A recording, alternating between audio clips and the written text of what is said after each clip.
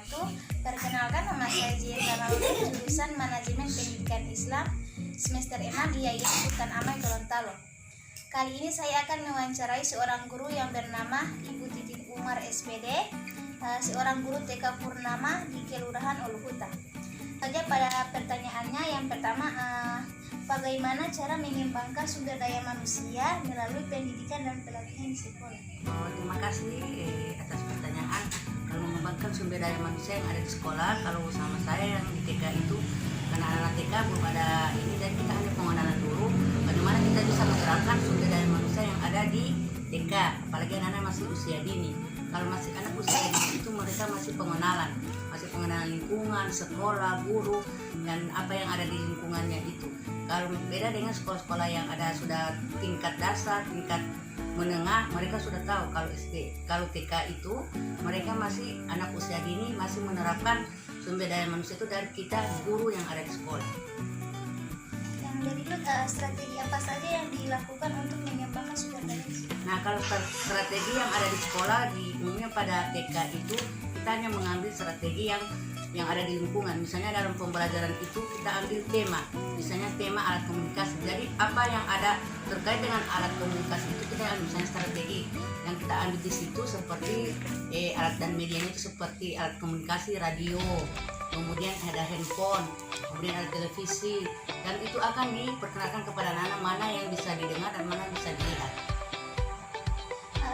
Bagaimana konsep kinerja pelayanan pendidikan? Nah, konsep untuk pembelajaran atau pelayanan yang ada di TK kita ambil sesuai dengan materi yang ada. Misalnya tema hari ini kita belajarkan tema alat komunikasi, jadi sesuai dengan tema itu dari awal sampai akhir kita belajarkan temanya itu sesuai dengan tema yang ada. Misalnya tema alat komunikasi, jadi kita berbicara mengenai radio dari awal sampai akhir pembelajaran itu kita berbicara melulu tentang radio. Itu juga dengan HP, televisi, jadi kita belajarkan mereka itu satu hari penuh itu mengenai tentang alat komunikasi dengan sesuai subtema, misalnya HP, radio, atau televisi.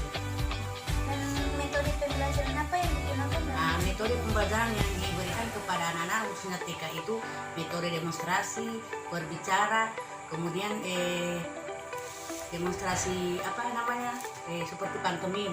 Misalnya kalau alat komunikasi radio, kita buat anak-anak itu mengambil alat peraganya itu seperti plastisin. Kita ambil plastisin, kita membuat alat peraganya, bagaimana cara membuat plastisin itu secara alat peraganya sesuai dengan demonstrasi secara langsung. Jadi kita perlihatkan kepada anak ini, contohnya radio, kita ambil alat peraganya seperti apa, kita buat seperti itu. Kalau berbicara, demonstrasi berbicara, kita berbicara seperti ini di muka anak-anak. Kalau demonstrasi seperti pantomim, kita pakai gaya. Misalnya kita mendengar radio, bagaimana caranya kita membawa radio sambil mendengar lagu, berita, seperti itu. Selanjutnya, bagaimana cara mengembangkan program pendidikan dan pelatihan? Nah, cara mengembangkan pendidikan yang ada di sekolah seperti pembelajaran yang ada di TK itu, seperti hari-harinya kita belajarkan anak itu melalui berbicara, bertanya, komunikasi. Jadi ada 5: menanya, mengkomunikasikan, kemudian memaparkan, kemudian satu lagi apa ya? Mengkomunikasikan, maksudnya timbal balik.